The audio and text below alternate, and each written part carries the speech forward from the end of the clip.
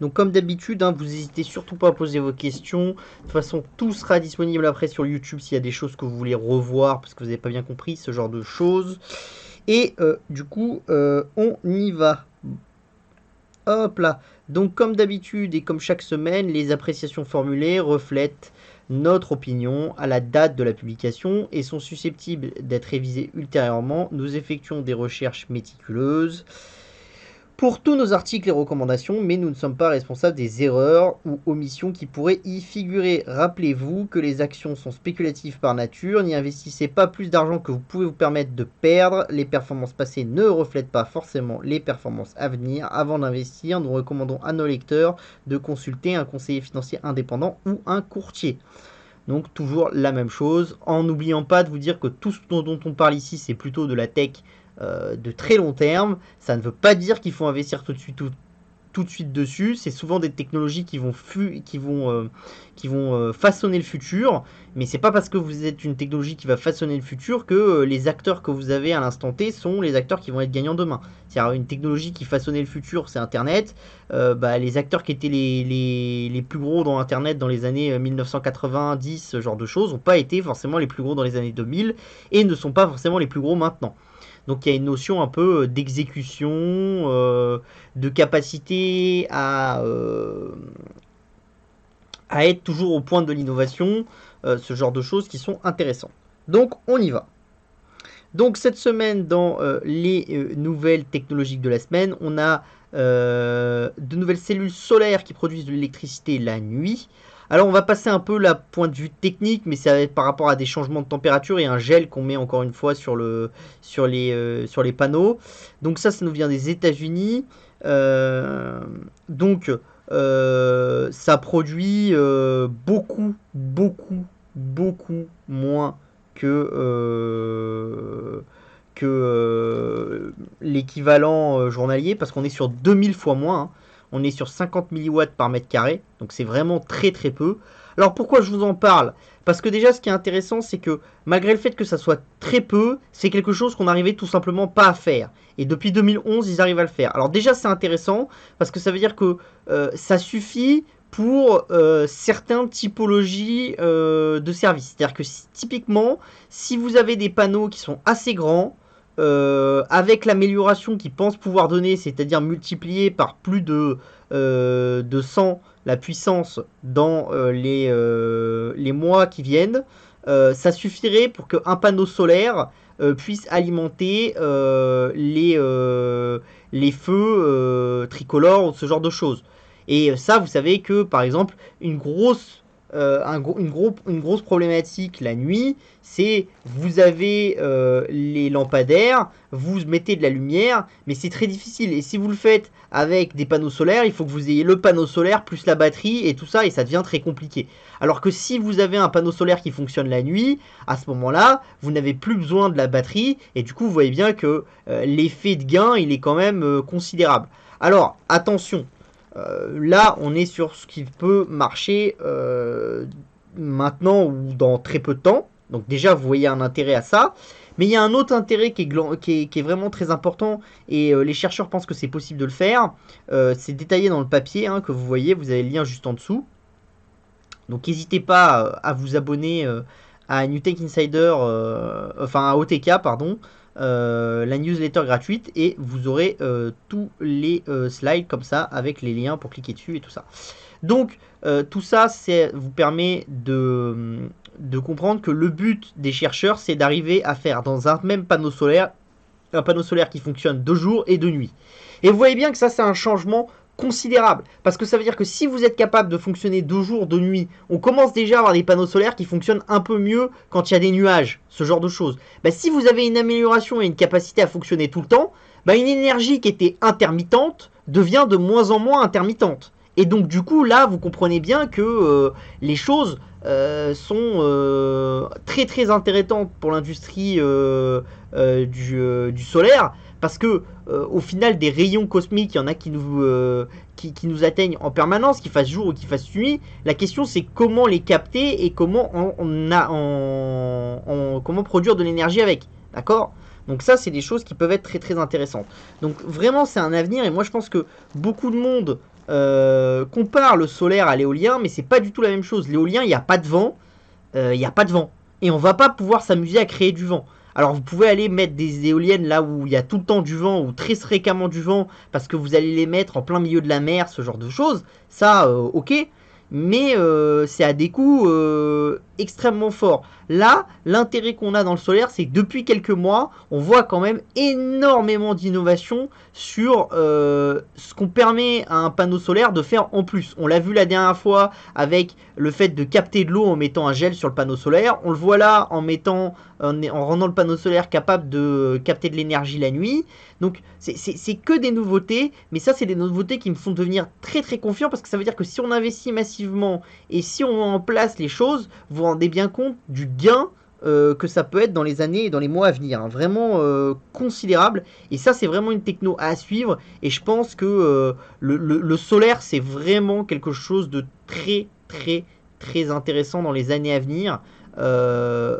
Avec toute l'industrie qui consiste à faire le recyclage des anciens panneaux, qui permettent de produire des nouveaux panneaux plus intelligents, un peu des capacités de stockage, mais si vous avez des capacités de produire la nuit et de produire quand il fait noir, ce genre de choses, vous vous rendez bien compte que du coup, votre capacité de stockage qui va être nécessaire, elle est beaucoup plus limitée. C'est juste qu'il va falloir compenser la baisse de production que vous avez entre la journée et les moments. Et puis les moments où, par exemple, quand il pleut et vous pouvez vraiment pas produire pour des questions voilà, technologiques, vous n'y êtes pas encore arrivé, mais ça reste des moments qui sont limités dans l'année et donc du coup vous avez des capacités de travailler la chose et d'améliorer qui sont beaucoup plus simples que si vous étiez dans un système où vous êtes en permanence avec des énergies alternatives, ce genre de choses, et du coup vous comprenez que c'est encore une innovation majeure qui nous amène vers une vision où on se dit que dans l'avenir, on a une capacité de production de l'électricité qui peut vraiment augmenter de manière considérable.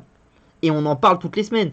Là, c'est le solaire. D'autres semaines, c'est la fusion. D'autres semaines, c'est d'autres choses. Donc, vous voyez qu'il y a quand même vraiment un foisonnement d'idées et de nouvelles technologies qui sont quand même considérables dans ce domaine-là. Donc, moi, ça me rend quand même plus que positif à long terme dans ce secteur-là. Et je pense que, voilà, comme je vous le dis souvent, tout ce qu'on entend ailleurs, c'est des choses où on manque quand même de vision sur toutes ces nouveautés qu'on est en train d'implémenter et qui sont quand même des changements considérables de notre environnement.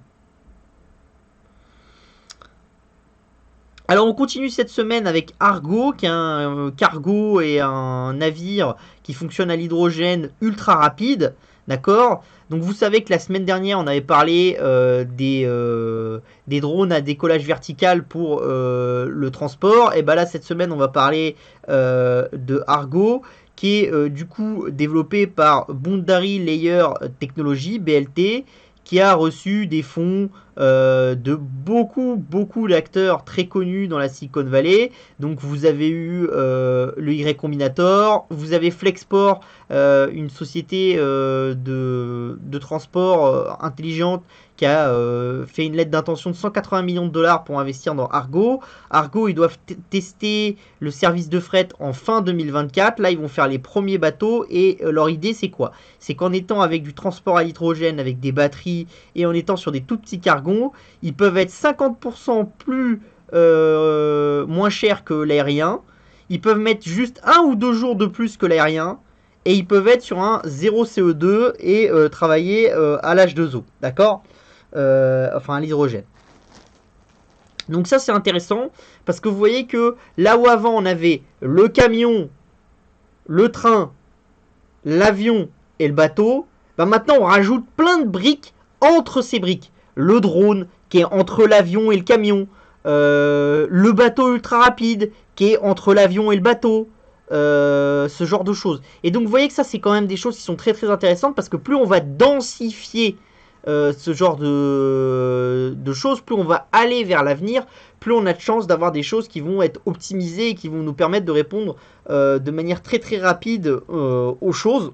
Et donc ça c'est des choses qui sont intéressantes. Il y a autre chose qui est intéressant, c'est que le fait que Argo investisse là-dedans et qu'il ait les moyens de le faire, et qu'il ait même beaucoup de moyens, et qu'il teste, bah ça va pousser les armateurs d'habitude, enfin les armateurs habituels des navires, à investir dans des navires encore plus technologiques. Vous savez qu'il y a quelques semaines, on avait parlé du fait que les 50% de la flotte japonaise devait être autonome au niveau des navires avant 2030. Donc c'était quand même un gros objectif. Bah, quand vous avez des concurrents comme ça qui sont là et qui poussent derrière, bah forcément vous êtes obligé d'investir massivement de vous mettre en concurrence. D'ailleurs, on peut faire un parallèle. Là où vous voyez que Airbus investit massivement, c'est quoi? C'est dans les petits drones, dans les drones, dans les hélicoptères et dans tous les avions à électrique ou les avions à hydrogène. Et pourquoi c'est avant tout là-dedans? Parce que dans leur business de base, qui est la concurrence avec un Chinois qui est au tout début, qui s'appelle CEMAC, un Américain, enfin un Boeing et Airbus. Bon, comme Boeing a des difficultés, Airbus est plutôt en avance et avantagé, donc ils peuvent se permettre d'investir un petit peu moins dans leurs avions traditionnels. Par contre, qu'est-ce que fait Airbus? Airbus investit massivement dans des avions zéro carbone, ce genre de choses. Pourquoi? Parce que vous avez beaucoup de startups qui investissent dans ce secteur-là et qu'Airbus sait très bien que s'il n'y va pas, il y a une startup qui va y arriver et en fait, ça va juste rendre obsolète ces avions et la manière de faire. Et donc, du jour au lendemain, ça peut devenir problématique. C'est ce qui s'est passé entre Ariane Espace qui disait on va faire des innovations incrémentiales, d'accord? Donc, un bout d'innovation par un bout d'innovation, et SpaceX qui est arrivé et qui a dit nous on va retourner totalement la table, on va faire du réutilisable et on va faire ce que les autres jugent pas possible. Et ce qui s'est passé, c'est quoi? C'est que bah, vous avez Ariane qui fait de l'incrémential, d'accord, et qui du coup continue dans son cycle d'innovation, et puis vous avez SpaceX qui arrive avec une nouveauté, et au final la manière de faire de Ariane Espace devient plus du tout rentable, et donc du coup SpaceX mange totalement le marché d'Ariane Espace. Et donc ce qu'aurait dû faire Ariane Espace, c'est se dire bah, le réutilisable c'est l'avenir, on est les numéros 1 mondiaux, on gagne de l'argent, il faut absolument qu'on utilise une partie de cet argent pour être les numéros 1 dans la technologie du futur, parce que sinon on risque de perdre.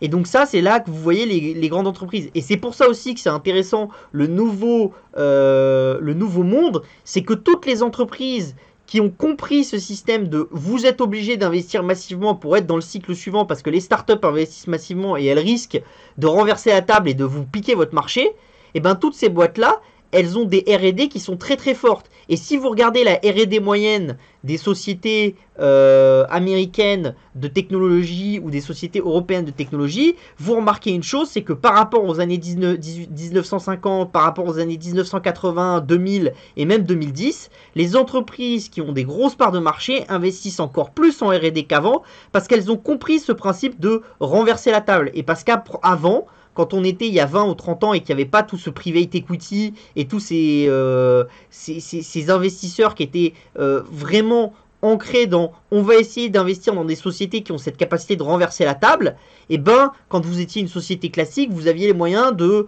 un peu vous reposer sur vos lauriers et de dire je vais faire en sorte de partager mon marché avec le concurrent, je vais investir un petit peu dans l'amélioration de produits, mais pas trop pour faire du cash et tout ça.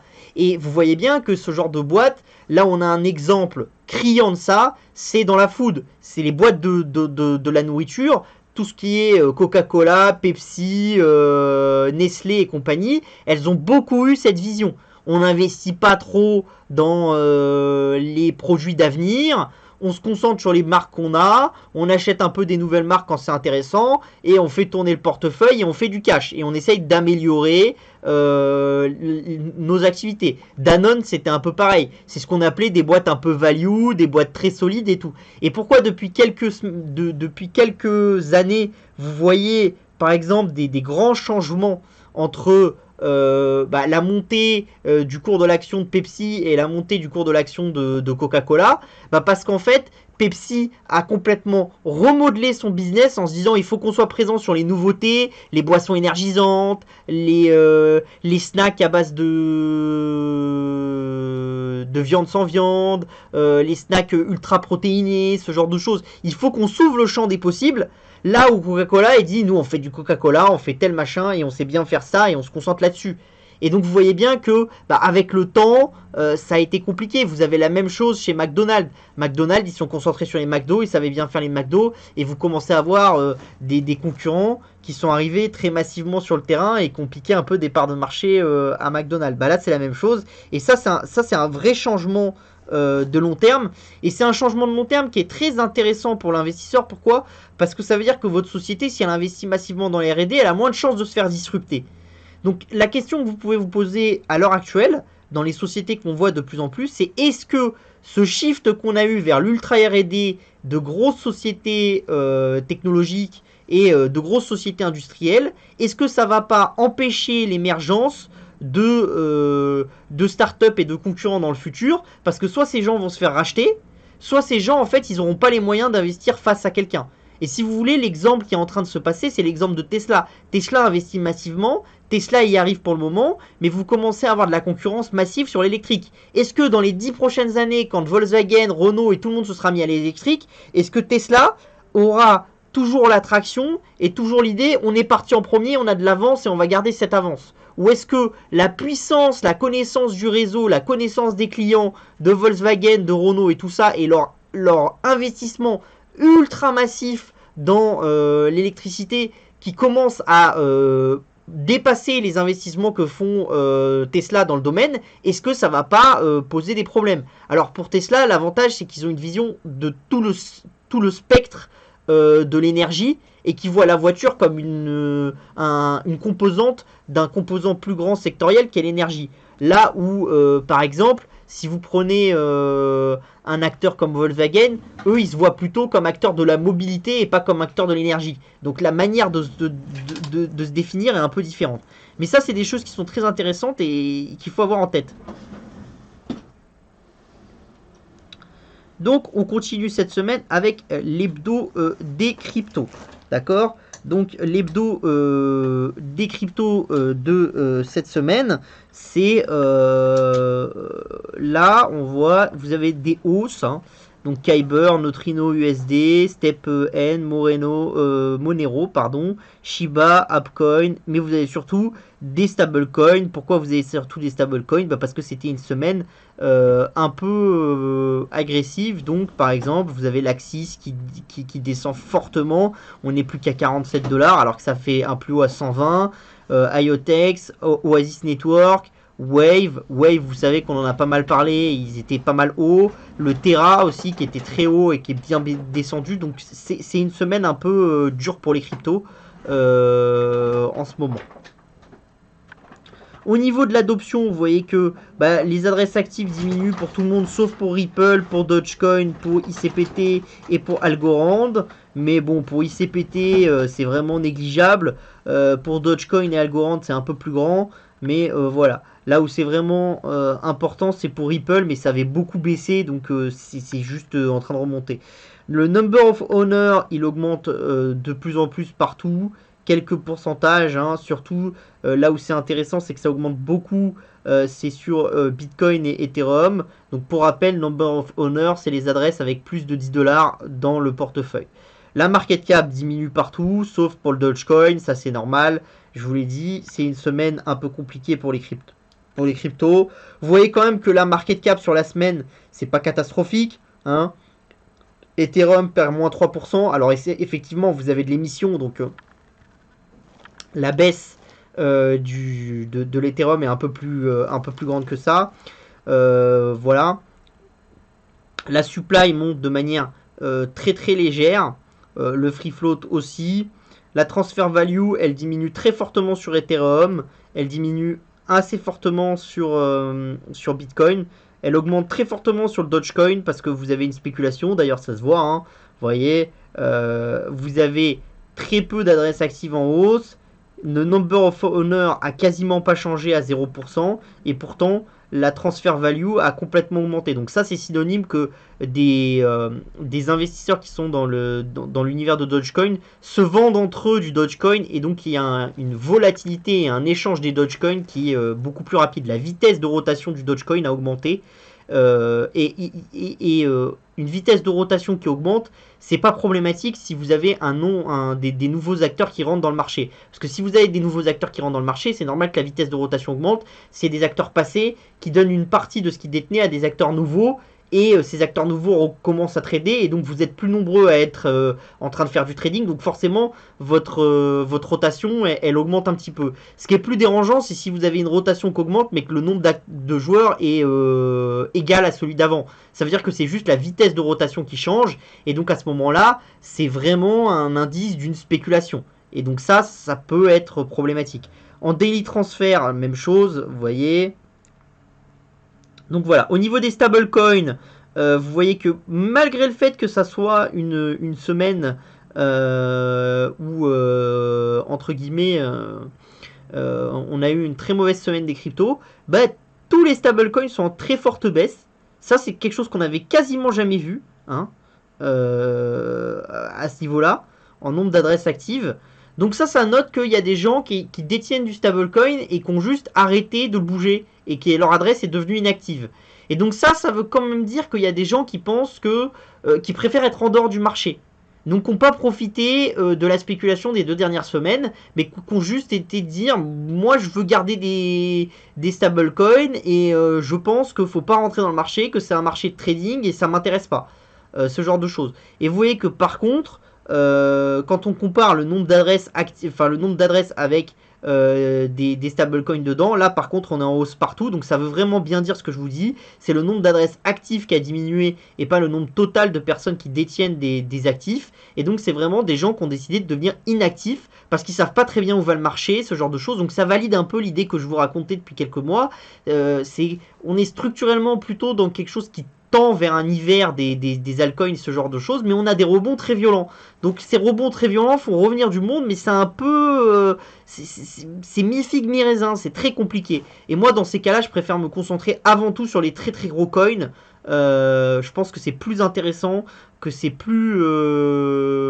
moins risqué, et donc plus rentable pour nous. Bon, au niveau du volume, ce genre de choses, il n'y a pas grand-chose à dire d'exceptionnel. Vous avez cette semaine la banque des transactions financières, donc c'est une association, une institution liée au FMI et à la Banque mondiale, hein, qui a publié un rapport sur l'inclusion financière à travers les CBDC, donc dont on a parlé la semaine dernière. Donc moi je trouvais que ce rapport était intéressant. Ce que vous voyez qui est intéressant dans ce rapport-là, c'est ici, d'accord. Donc là vous avez la part des adultes avec un compte qui fait des transactions, d'accord. Donc là, vous voyez, Amérique du Nord, vous êtes au-dessus de 90%, donc quasiment toute la population est bancarisée, mais vous voyez qu'entre 2014 et 2017, ça a très peu progressé. Et ce que nous dit le texte, c'est que la progression que vous avez entre 2014 et 2017, ce n'est quasiment que des fintech et des solutions de paiement en ligne. Il n'y a pas d'ouverture de compte en banque traditionnelle. Donc ça veut bien dire que si vous voulez aller capter les derniers pourcents qui sont débancarisés dans des pays développés, il faut aller sur des solutions innovantes et sur des solutions de nouvelle génération. Donc chez nous, par exemple, une solution qui a bien marché pour aller capter une partie des gens qui n'étaient pas bancarisés, c'est une solution comme Nickel dans les bureaux de tabac. C'est une solution qui était innovante et qui a été captée une partie des clients qui n'arrivaient pas à capter les banques, ce genre de choses. Vous voyez quand même qu'il y a beaucoup de pays avec des difficultés. Donc vous voyez qu'il y a des pays qui sont en très forte hausse. L'Asie, par exemple, on est passé d'un peu plus de 40% à un peu plus de 70%. Vous voyez qu'il y a encore beaucoup d'avance. Le Sahara, on est tout juste au-dessus de 40%. Le Moyen-Orient, vous avez une croissance qui est très faible et qui ralentit un petit peu, donc ça c'est dangereux. L'Amérique latine, la croissance a un peu ralenti entre 2011 et 2014 et 2014 et 2016, mais vous voyez qu'il y a encore beaucoup à aller voir. Vous voyez qu'il y a encore beaucoup, quasiment 4 régions, d'accord, sont sous les 70%. C'est énorme, c'est énorme. Après, on a ce qu'on appelle les digital skills. Donc ça c'est la capacité à utiliser le digital. Alors ça c'est une très très mauvaise nouvelle, et ça j'étais pas au courant, je me suis renseigné après, donc ça vous montre aussi l'importance de vous renseigner sur ce genre de choses. C'est que vous voyez que les digital skills en Amérique du Nord ils diminuent très fortement. C'est-à-dire que vous commencez à avoir une complexité, c'est qu'une partie de la population américaine ne sait pas utiliser son mobile correctement, ce genre de choses. Et donc du coup ils ont du mal à rendre accessibles les nouveaux services qui sont mobile first. Donc ça c'est compliqué. Et vous voyez que vous avez l'effet inverse. Quasiment toutes les autres zones sont en hausse, sauf un peu l'Europe qui est en toute petite baisse. Mais voilà. Et après vous avez l'économie grise. Et ça vous voyez, hein, vous avez l'Amérique du Nord qui est là, vous avez l'Europe qui est là. Alors l'Europe, il faudrait retraiter parce que vous avez une forte part de l'économie grise qui est due à des pays comme l'Italie, la Grèce, où il y a quand même une économie grise qui est massif, et au fait qu'on met Europe et Asie centrale, et qu'en Asie centrale, vous avez une économie grise qui est quand même massive. Mais vous voyez quand même qu'on a beaucoup de pays qui sont autour, voire au-dessus de 10%, sauf à la limite l'Amérique du Nord avec le Canada et les États-Unis. Mais ça vous montre que tout ça, si on avait une capacité d'aller capter la valeur, les taxes dans cet univers-là, bah forcément l'impact positif pour les budgets étatiques, il est considérable. Et quand il y a des gens qui vous parlent d'inflation, ce genre de choses pour répondre le budget, je pense qu'on a beaucoup plus de chances d'aller réduire les déficits en allant capter une partie de cette économie grise que ce qu'on a en allant augmenter les taxes ou en allant diminuer les dépenses des États ou ce genre de choses. Je pense que l'intérêt et l'innovation, elle se situe plutôt ici, et c'est plutôt des technologies qui vont permettre aux États de contrôler ces choses-là et de tirer les revenus de cette économie grise plutôt que le reste. Et donc ça va dans le sens des CBDC parce que je vous l'ai déjà expliqué, il y a un contrôle qui est quand même beaucoup plus fort. Donc on va regarder une petite vidéo.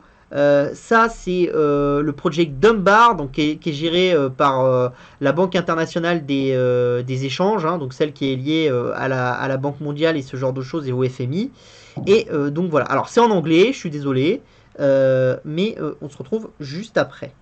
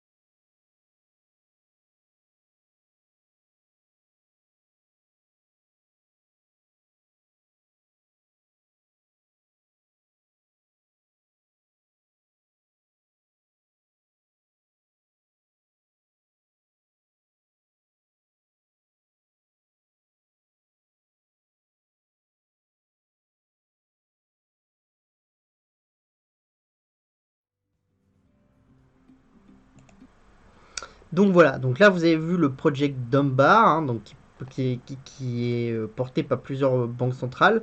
L'idée c'est quoi? C'est qu'à l'heure actuelle, souvent quand vous voulez échanger de la monnaie, c'est très très compliqué. Vous faites appel à énormément d'acteurs. Fréquemment, quand vous voulez échanger une devise hors de l'euro et du dollar, qui sont des devises facilement changeables, mais si vous voulez échanger une devise un peu plus compliquée, comme le réal ou ce genre de choses, fréquemment, il peut y avoir plus de 5 ou plus de 6 partenaires impliqués dans l'échange. Donc ça veut dire que chaque partenaire prend sa commission, chaque partenaire a son temps d'exécution, donc forcément les choses sont assez longues. L'avantage des CBDC, c'est que vous fluidifiez ça et que vous avez des capacités de mettre des smart contracts dessus, de mettre énormément de choses qui peuvent faciliter la vie. Et vous savez une chose, c'est que si vous voulez que les choses se développent, il y a une chose qu'on connaît, c'est qu'il faut qu'il y ait des cadres qui soient communs. Pourquoi Internet s'est développé? Parce que le cadre d'Internet, il est commun que vous soyez en Russie, au Japon, en France ou aux États-Unis. La manière de l'utiliser peut être différente, mais le cadre est commun. C'est-à-dire les BGP, c'est les mêmes partout, les adresses IP utilisées, c'est les mêmes. La structuration qu'on a fait en dessous, elle est la même, et l'architecture, elle est la même partout. Parce que si vous commencez à avoir une architecture dans chaque pays et que vous êtes obligé de faire des ponts de briques et de broc pour gérer d'un pays à l'autre, ça devient le bordel. Vous obtenez une scalabilité qui est quasiment nulle et donc du coup l'utilisation de long terme elle décroît parce qu'il y a une complexité qui est trop forte. Donc vous cherchez toujours dans une technologie à avoir une scalabilité qui est haute et une complexité qui est la plus faible possible. Les CBDC ils peuvent offrir ça. Alors attention, parce que comme vous l'a dit la vidéo, il y a quand même des complexités. La complexité numéro 1, c'est une complexité de réglementation. C'est-à-dire que forcément, à l'heure actuelle, les Américains décident pour le dollar. S'ils sont sur une plateforme comme ça, qui c'est qui détient, qui c'est qui décide? Vous avez énormément de problèmes. D'ailleurs, regardez, on a booté les Russes en dehors du système de transaction pour les virements. Pourquoi? Parce que la société qui gère les virements, enfin la coopérative qui gère les virements, est avant tout détenue et contrôlée par les Américains et les Européens, et donc que cette société a la capacité de virer quelqu'un. Bon plus vous allez utiliser de CBDC et tout ça, plus vous allez avoir des banques centrales qui vont dire mais est-ce que moi j'ai envie d'être dépendant des Américains de ce genre de choses? L'intérêt qu'il y a aussi pour les Américains et les Européens, c'est que plus ils vont avancer dans ce système-là, plus ils vont être pionniers, plus ils vont garder la chose. Et c'est là que ça devient intéressant. Pourquoi est-ce que le Nigeria et tous ces pays sont en avance sur les autres, sur les CBDC? Parce qu'ils ont un besoin local d'utilisation du CBDC, on l'a déjà vu la semaine dernière, je vous l'ai déjà expliqué. Et aussi pour autre chose, c'est que les banquiers centraux de ces pays-là savent que s'ils sont les premiers dessus, ils vont être les premiers à faire des plateformes qui vont permettre de discuter entre CBDC, donc ils ont déjà l'infrastructure. Et donc la Banque Centrale Européenne, la Banque Centrale Américaine, soit il faudrait qu'elle fasse une infrastructure concurrente, et du coup là on rentre dans un système de concurrence et de complexité avec des passerelles, et la scalabilité elle diminue, et ça peut être dangereux pour tout le monde, soit il va falloir qu'ils rentrent dans un système qui a déjà été créé, et forcément c'est le premier qui crée le système qui est avantagé généralement dans ce genre de choses. Donc ça vous montre aussi pourquoi est-ce qu'il y a besoin d'innovation massive dans les CBDC et pourquoi c'est vraiment un secteur où je pense qu'il faut suivre, et il faut suivre toutes les sociétés qui maîtrisent très bien les CBDC, donc les ESN qui ont des compétences là-dedans, les sociétés qui ont des compétences là-dedans, voilà. Nous par exemple dans Elephant Investing Club, on détient une des sociétés qui a créé le CBDC du Nigeria. Pourquoi? Parce que moi je pense que cette société là, à long terme, elle peut valoir énormément parce que je m'étonnerais que les banques centrales fassent tout seul. Elles auront besoin de partenaires et elles auront besoin de partenaires qui comprennent ces mécanismes, qui sont des mécanismes bancaires très compliqués, et donc du coup on rentre sur des partenaires qui ont une valeur des marchés, et vous êtes du coup sur des technologies vraiment qui auront une rentabilité très très forte.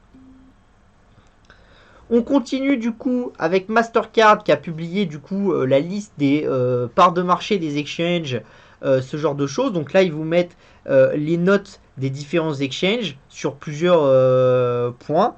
Donc Coinbase est le premier avec une note globale à 89, d'accord, suivi de Gemini, de Bitstamp, de Binance, de Kraken, de LMAX Digital, de Crosstower, de FTX, de SEX.io, de Hitbit, de eToro X, de OKChain, et après vous avez tous les autres qui sont plus bas. Donc par contre, bon, ça c'est intéressant. Pourquoi je vous le mets? Parce que quand même, la manière de faire de Mastercard a quand même été très bonne, donc ça vous permet un peu de comprendre les risques de chaque plateforme, et ça je pense que c'est intéressant, et je pense que c'est intéressant que vous l'ayez en tête. Par exemple la data provision, la security, ce genre de choses, voilà. Typiquement Bitflyer, moi j'y mettrais pas des ronds, vous voyez ce que je veux dire. Quand on a une sécurité à 6.7, voilà, je me méfierais. Si vous cherchez des plateformes un peu meilleures, peut-être que c'est plus intéressant d'aller chercher Hitbit ou eToroX que OKCoin, vous voyez. Voilà, donc il faut voir et raisonner. Mais ce qui est le plus intéressant, c'est ça. Et là, vous voyez, c'est les plus gros exchanges qui gagnent de la part de marché. Donc vous voyez, les plus gros exchanges, c'est top tier, c'est les verts, d'accord. Et lower tier, c'est les rouges. Vous voyez une chose, c'est que quand on était dans un marché de spécialistes, c'est-à-dire les gens comme moi, il y avait beaucoup d'acteurs qui voulaient avoir accès à des coins particuliers, à des shitcoins, à des coins qui n'étaient pas forcément des shitcoins, mais qui étaient des coins qui étaient très nouveaux, avec des projets qui étaient très ambitieux, mais qui n'avaient rien prouvé, ce genre de choses. Et chez Binance, chez Coinbase et chez d'autres, ils avaient fait le choix de limiter le nombre de coins qu'on pouvait avoir sur la plateforme pour avoir une certaine, comment dire, que les meilleurs, entre guillemets. Et on voit que depuis qu'on a une réouverture du marché des cryptos avec des nouveaux acteurs, qu'est-ce qui a le plus marché? Et qu'est-ce qu'il y a qui prend le plus de parts de marché? Et ben c'est les top exchange. Pourquoi? Parce qu'on passe d'un marché de spécialistes et de gens qui connaissent, des gens un peu comme moi qui étaient dedans depuis quasiment le 6, 7, 8 ans, vous voyez, qui étaient là depuis très longtemps, voire 10 ans, parce qu'on commence à vieillir, hein. Donc voilà, et on devient de plus en plus dans un marché de gros, et les utilisateurs qui veulent juste acheter un peu crypto, qui veulent y être exposés et qui veulent avoir un peu de crypto mais qui veulent pas être dans un truc trop complexe, et ben ils s'orientent vers des services généralistes. Et vous avez eu la même chose à l'époque d'internet. Vous avez PayPal qui est un service généraliste, et si vous reprenez les métriques de l'époque, vous aviez la même chose. Vous aviez les top services qui pesaient très peu et beaucoup de services locaux qui pesaient beaucoup. Donc c'était toutes les solutions de paiement qui étaient localisées. Par exemple, nous à notre époque, si vous prenez dans les années 2000, 2010, 2005, en France, il y avait une grande mode, c'était le paiement par numéro surtaxé. Ça existait très peu dans d'autres pays, mais ça existait chez nous. Donc vous aviez des acteurs qui étaient spécialisés là-dedans. PayPal, il fait pas du tout ça. Et il gérait pas du tout ça. Et on est passé de solutions qui étaient locales et parfois très complexes et parfois liées à des connaissances locales à un internet avec des solutions entre guillemets mastodontes, PayPal, ce genre de choses qui sont arrivées et qui ont comprimé le marché et qui ont comprimé ces acteurs de petite taille. Et là, vous le voyez à une échelle beaucoup plus rapide sur les cryptos, et donc ça c'est très intéressant parce que vous voyez qu'il y a vraiment un écrasement des exchanges les plus faibles, et donc ça veut dire que les exchanges les plus forts vont gagner en valeur, et ça veut aussi dire quelque chose, c'est que quand il va y avoir une hausse comme on a eu en 2000, ce genre de choses avec des vrais volumes et des vrais records, bah, il est très fort probable que ceux qui captent le plus de ces records-là, ça soit les plus gros exchanges. Et donc, moi, je pense qu'on est dans un moment où il va y avoir beaucoup de concentration dans le marché des cryptos, beaucoup d'opportunités de fusion-acquisition, de ce genre de choses, parce que tous les petits acteurs, ils vont être comprimés entre les clients qui cherchent de la simplicité et donc qui vont vers les gros acteurs, le besoin d'investir massivement dans la sécurité et dans les réglementations, et donc tout ça, ça va driver une concentration vers des gigatitans comme Coinbase et compagnie, et donc moi je pense que ça c'est très très intéressant. Donc là vous le voyez d'ailleurs, vous avez les exchanges qui ont été fermés, d'accord, durant le temps, et vous voyez que vous n'en avez quasiment aucun de AA, de A ou de B. Vous avez un B, 10C, 39D, 4E. Vous voyez? Et dans les zones dans lesquelles où ça a été le plus fermé, vous avez la Chine, vous avez la France, Hong Kong, voilà, et dans les autres pays. Donc vous voyez que vous avez quand même un marché qui devient un peu plus sain, qui se consolide sur les plus gros acteurs. Et ça, généralement, c'est l'étape numéro 1 avant vraiment une explosion du marché et ce genre de choses. Donc ça, c'est quand même intéressant pour nous. On a ETH qui avance vers le Proof of Stake. Donc vous saviez que c'était une blockchain qui était en Proof of Work, comme le Bitcoin. C'est-à-dire il fallait miner pour valider des transactions et tout ça. Maintenant, on stake. Donc on met en garantie nos cryptos pour valider des transactions. Et on est dans le Proof of Stake. Et ben, les développeurs d'Ethereum sur Twitter ont développé... ont annoncé qu'ils avaient lancé le Testing the Merge, donc qui est une des premières pierres pour aller encore plus loin dans ce Proof of Stake. Vous savez que si vous me suivez, je pense que ce switch du Proof of Work au Proof of Stake avec Ethereum 2.0 et toutes les innovations qui vont avec, le fait qu'on brûle des Ethereum, qu'on ait un modèle un peu plus robuste à long terme, c'est quelque chose qui va donner beaucoup de valeur à Ethereum. Et je vous le dis souvent, n'oubliez jamais, les cryptos, effectivement, il y a des phénomènes de mode, ce genre de choses. Mais derrière, il y a une technologie, il faut que cette technologie, elle avance. Si cette technologie, elle avance, si l'utilisation de la plateforme, la scalabilité de la plateforme, elle s'améliore, ce genre de choses, généralement, à long terme, ça se revoit dans le cours des cryptos. D'accord ? Donc moi je pense que ça c'est des choses qui sont intéressantes et vraiment il va falloir suivre un petit peu ce testnet, parce que si ça se passe bien sur ce testnet, il y aura une implémentation qui sera plus rapide sur le réseau Ethereum, et donc ça c'est vraiment une étape qui serait une étape importante vers le passage en Proof of Stake, qui serait vraiment une nouvelle étape considérable pour le réseau Ethereum. On a après Cointelegraph et Keychain qui nous ont montré ce mois-ci, enfin qui nous ont offert leur vision de 2021-2022 sur les investissements dans la blockchain. Donc là, vous voyez, hein, vous avez la valeur des deals dans l'univers crypto. Donc vous voyez, 2012, on est à moins de 100 millions d'euros de deals et vous avez 18 deals, d'accord ? Vous voyez que on dépasse le milliard en 2016, enfin on dépasse, on est juste en dessous, on est à 999 millions avec 211 deals, et vous voyez que maintenant on est à 30 milliards avec 1350 deals. Donc ça c'est quelque chose d'intéressant, ça vous montre vraiment qu'il y a un élargissement du spectre de l'univers crypto, et ça c'est intéressant. On voit exactement la même construction capitalistique et la même construction d'investissement que ce qu'on a vu avec Internet. Un nombre de deals assez faible au début et des trucs qui sont proportionnellement en explosion, et sur la courbe, le moment où on commence vraiment à avoir une utilisation par des gens et par le mainstream, donc vraiment par le commun des habitants de cette planète. Et là on en est au tout début sur la blockchain, et ben on voit que le nombre de deals explose et la valeur maximum de ces deals explose aussi, et ça c'est ce qu'on a vu à partir de 2010 avec Internet, et là c'est ce qu'on est en train de vivre cette année, et il va falloir confirmer, mais le début 2022 a l'air de confirmer ça. C'est ce qu'on est en train de vivre dans l'univers des cryptos, donc moi je suis vraiment très bullish sur les sociétés crypto dans les 5-6 ans qui viennent. Alors attention, me faites pas dire ce que j'ai pas dit, hein. C'est pas parce que je suis bullish dans les 5-6 ans qu'il faut absolument acheter tout ce qui est crypto et qui passe. Je pense que c'est pas le cas. Je pense qu'on est dans un moment encore compliqué du marché des cryptos, où on est encore dans un truc qui fait un peu des vagues. Peut-être qu'on va faire un véritable hiver des cryptos avec une vraie baisse de 50% et quelque chose qui va durer 6-12 mois avant de repartir très massivement.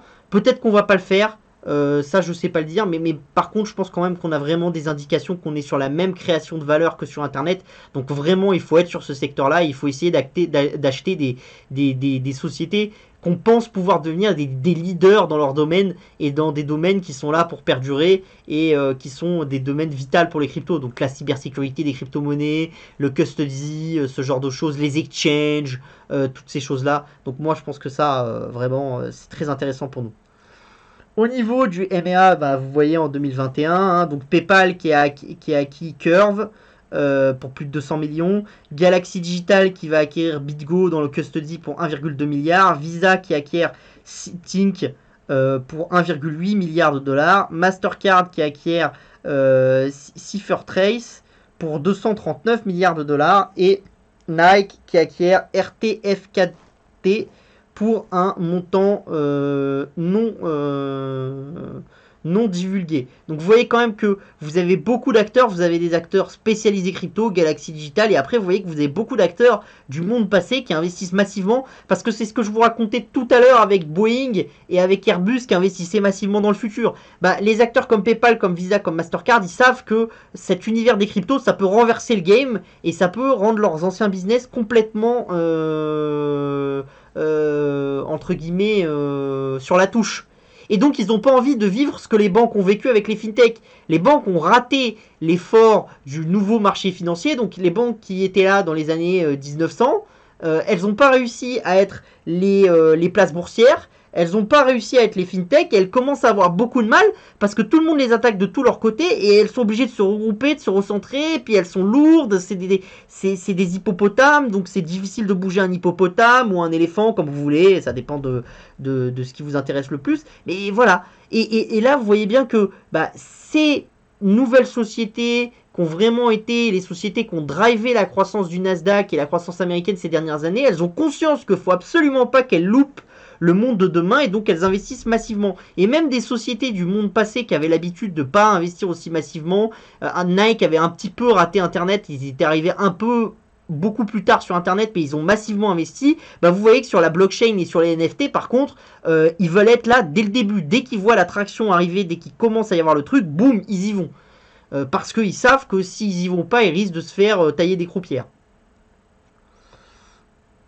Au niveau des investissements, donc vous avez la CEFI, donc la finance centralisée, la DeFi 32%, c'est là qu'il y a le plus d'investissement, l'infrastructure 20,5%, donc ça c'est quand même des choses, stocker les cryptos, ce genre de choses, donc ça c'est vraiment des investissements massifs, les layers de niveau 1, 2, les bridges, ce genre de choses, les NFT 20% à peu près, et le Web3 15% à peu près. Voilà, et là vous voyez les différents acteurs, vous voyez que les NFT quand même c'est très très très important. Alors les NFT, si c'est aussi important aussi rapidement, c'est avant tout parce que les NFT ça demande des efforts de R&D qui sont limités, ça se vend très cher et donc très vite vous faites de la rentabilité. Donc vous avez des startups qui peuvent être très, très vite rentables. C'est le cas par exemple de la startup RTF4D qui faisait RTF4T pardon, qui faisait des chaussures dans le métaverse. Pourquoi ? Parce que créer des chaussures dans le métaverse, vous n'avez pas les problématiques de Nike, d'avoir des usines au Bhoutan et dans tous ces pays-là, et d'amener de la chaussure. Et quand vous vendez 5000 € une paire qui est juste utilisable dans le métaverse, vous vous rendez bien compte que votre marge, en gros, c'est 5000 balles, quoi. Enfin, vous avez votre serveur, vous avez le coût du mine, ce genre de choses, et la publicité, mais c'est très limité au niveau. Et après, vous avez votre R&D derrière. Mais si vous arrivez à vendre une masse de chaussures qui est importante, tout de suite, vous gagnez énormément d'argent. Là où c'est intéressant aussi, c'est là où les fonds sont les plus actifs. Et vous voyez, vous avez beaucoup de fonds, d'angel investors, vous avez quand même beaucoup de corporates. Et vous avez aussi des DAO Foundation, donc c'est des organismes issus de DAO, donc c'est des outils qui permettent de faire de la gouvernance décentralisée dans la blockchain. Donc ça c'est quand même intéressant, ça c'est aussi un truc qu'il faut suivre dans le futur, parce que je pense que ces DAO Foundation c'est vraiment l'avenir. Et là où vous voyez qu'il y a le plus de deals, c'est très intéressant, vous voyez il y a US-Canada. Alors pourquoi au Canada il y a beaucoup de deals? Parce qu'à l'époque où les US étaient un peu fermés à ça, beaucoup d'acteurs allaient se mettre au Canada, surtout dans ce qui était le minage de Bitcoin, ce genre de choses. Après vous avez en Europe l'Angleterre qui est très en avance, d'accord, parce que c'est le deuxième pays. Après vous avez du coup l'Inde, Singapour et Hong Kong. Mais ce que vous voyez qui est très intéressant, c'est que la France est 7ème au niveau mondial. Pourtant, au niveau réglementaire, on n'a pas fait les efforts qu'il fallait encore. La Suisse est juste derrière. Et donc ça, c'est quand même quelque chose qui est intéressant parce que je pense qu'en France, on a tous les talents qu'il faut pour devenir des leaders dans la blockchain de demain. Et donc ça, je pense qu'aussi au niveau des entreprises françaises, il faut l'avoir. Alors, manque de bol, il manque le petit twist un petit peu au niveau légal pour améliorer la capacité des sociétés françaises à investir dans cette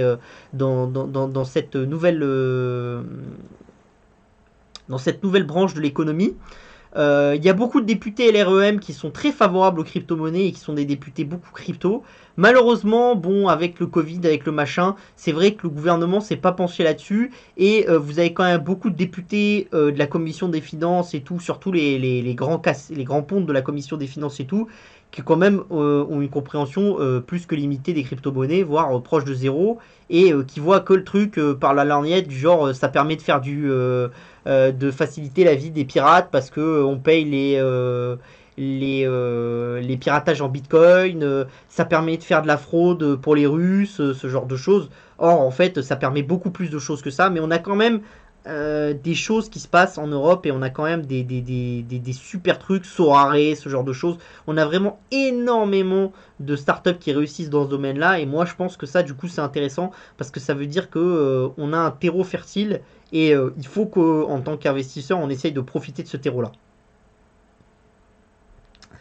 On a Block, donc la société derrière Square et enfin anciennement Square et Blockstream, accompagné de Tesla, qui ont lancé la construction d'une ferme de minage de crypto-monnaies avec les panneaux photovoltaïques et les batteries de Tesla pour faire du minage en temps réel, jour et nuit, avec de l'énergie solaire. Donc ça, c'est pas mal. Ça vous montre vraiment qu'il y a des acteurs massifs qui rentrent dans le minage de Bitcoin avec des investissements très massifs. Donc ça, c'est des choses à suivre. On a Ubisoft qui, pour une fois, commence à sortir un peu des sentiers battus. Ça nous fait du bien. Depuis le temps que je disais au management d'Ubisoft qu'il fallait un peu prendre les coronesses et faire des choses et aller dans l'avenir. Bah, c'est en train d'arriver. Ils ont lancé un fonds avec Y-Star Capital de 120 millions de dollars, où ça va être eux les premiers financeurs de ce fonds-là. Et c'est pour investir principalement dans de la finance décentralisée, des jeux sur les métaverses, ce genre de choses. Donc ça, c'est des choses qui sont intéressantes. Déjà, Ubisoft, ils avaient investi dans une société française qui fait un jeu dans le métaverse qui s'appelle Dogami. Alors, vous savez que les jeux dans le métaverse, moi, j'y crois pas trop. C'est pas ma tasse de thé, je trouve que l'utilité et je trouve que beaucoup de choses sont encore un peu complexes, mais je loue un peu cette prise de risque d'Ubisoft qui est quand même une société très centrée sur la production interne, ce genre de choses, et moi j'ai toujours dit qu'il fallait qu'ils réfléchissent un peu en dehors des box traditionnelles et qu'ils aillent un peu plus agressivement dans les nouveautés, et donc qu'on voit Ubisoft faire ça, c'est quand même une bonne chose. On a le Brésil qui risque de lancer son CBDC dans le second semestre de cette année. Donc ça vous montre qu'il y a toujours de plus en plus de banques qui se lancent. Et on a Circle qui avait un stablecoin, enfin qui édite le stablecoin en dollars, l'USDC, d'accord, qui a annoncé un tour de financement avec BlackRock de plus de 400 millions de dollars. Donc ça c'est quand même un investissement massif. Et l'idée de BlackRock c'est de dire que amener des stablecoins dollars dans l'économie et tout ça, ça va être très bénéfique pour les pays en voie de développement. Et l'idée quand même c'est que l'utilisation de ces stablecoins va permettre de dollariser certaines économies et donc de rendre les gens moins sensibles à leur monnaie locale. Donc ça, c'est ce que je vous racontais, et donc c'est forcément la puissance que ça donne à certains acteurs, parce que si un pays qui veut vous faire la guerre, bah, il fonctionne sur votre monnaie. Si la Russie avait été totalement dollarisée, parce que tous les acteurs travaillaient avec comment ça s'appelle, un stablecoin euro ou un stablecoin dollar, bah les Russes auraient eu beaucoup plus de mal à nous attaquer parce que la Banque Centrale Européenne ou Américaine aurait pu dire bah les stablecoins qui viennent de Russie ont plus aucune valeur. Et bah, comme vous maîtrisez plus votre monnaie, ça peut devenir problématique. Alors, je vois d'ici là tous les économistes me dire c'est une honte d'enlever à un pays la gestion de sa monnaie. Si les pays savaient gérer leur monnaie, on n'aurait pas ces problèmes en Afrique et on n'aurait pas ces problèmes en Amérique du Sud. Ça fait des années que les Argentins, qui sont quand même des gens compétents et tout ça, essayent de gérer leur monnaie. Ça fait plus de 50 ans qu'ils n'y arrivent pas. Donc peut-être que si simplement on leur avait enlevé la possibilité de gérer leur monnaie et qu'ils étaient en dollars, peut-être que l'État serait mieux géré et que les choses fonctionneraient mieux. Alors je dis pas que tout marche comme ça, mais on l'a vu, hein, le franc CFA est en train d'être de plus en plus lâché par la Banque Centrale Française. Et ben dans les pays qui fonctionnent avec le franc CFA, il y a plus d'inflation qu'avant. Alors que ces gens-là ont fait que de nous dire qu'il fallait qu'ils prennent leur contrôle, que la Banque Centrale Française, enfin la Banque française, la Banque de France leur volait de l'argent, ce genre de choses et tout ça. Il se passe juste une chose, c'est qu'à la fin, bah, vous avez la même chose au niveau local Et la différence, c'est que vous avez quand même plus de compétences généralement dans une top banque centrale que dans une banque centrale un peu plus petite. Et surtout, l'accointance politique est plus limitée. C'est-à-dire que vous avez moins de capacité des politiques d'aller driver les décisions de la Banque Centrale Européenne que ce que vous avez de capacité du président du Sénégal d'aller driver les décisions de la Banque Centrale du Sénégal, quoi.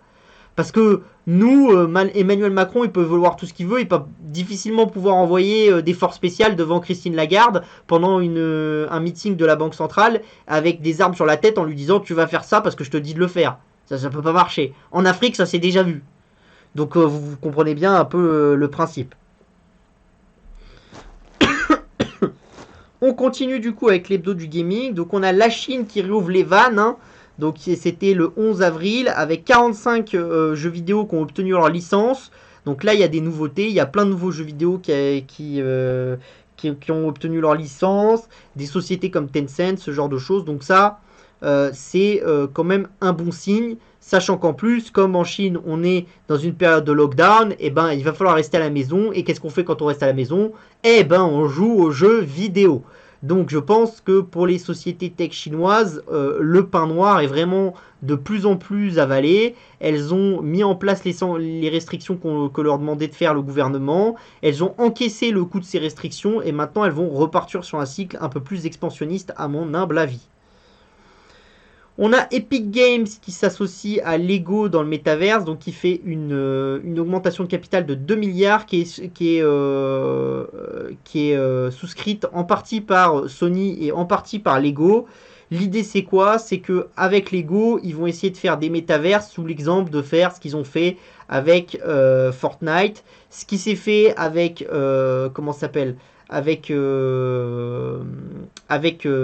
Minecraft. Et ce qui s'est fait avec Roblox. Donc là, vous voyez bien que dans les univers de métaverse, vous commencez à avoir 4 grandes compagnies qui s'affrontent massivement dans cet univers-là. Vous avez Microsoft avec Minecraft, Epic Games avec Fortnite et du coup ce futur métaverse Lego, Facebook avec son nouveau métaverse qu'ils sont en train de mettre en place et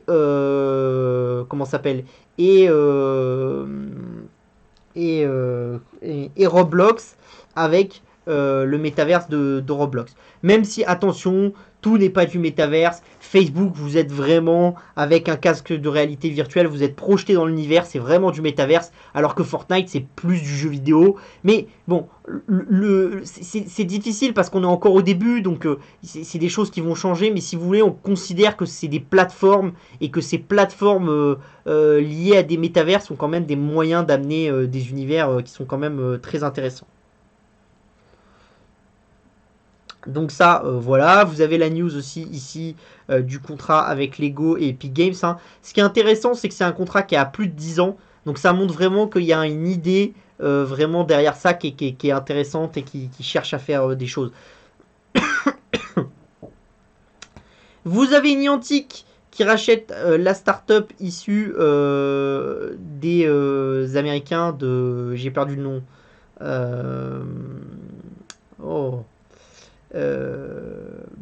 Pas de DeepMind, j'ai perdu le nom. La société qui faisait de l'AR de très haute qualité, dont on a parlé récemment. Bon, j'ai perdu le nom, mais c'est pas grave. Donc Niantic qui rachète NXR. Donc on va voir la petite vidéo, vous allez voir ce qu'ils font. Et le but c'est vraiment d'intégrer de plus en plus de choses dans Niantic, d'améliorer le gameplay des jeux de Niantic, de permettre d'avoir de plus en plus d'interactions, parce qu'à l'heure actuelle c'est vrai que chez Niantic quand vous jouez à Pokémon Go vous n'avez pas beaucoup d'interactions, vous envoyez votre Pokéball comme ça, vous capturez, vous échangez un peu vos Pokémon avec les autres, mais c'est difficile le raid avec les ennemis, vous voyez pas vraiment les ennemis qui se mettent en place, on est encore au balbutiement, et vous allez voir que là il y a des choses qui sont vraiment nouveaux. Alors attention, on est encore sur des trucs très moches, très nouveaux, mais voilà.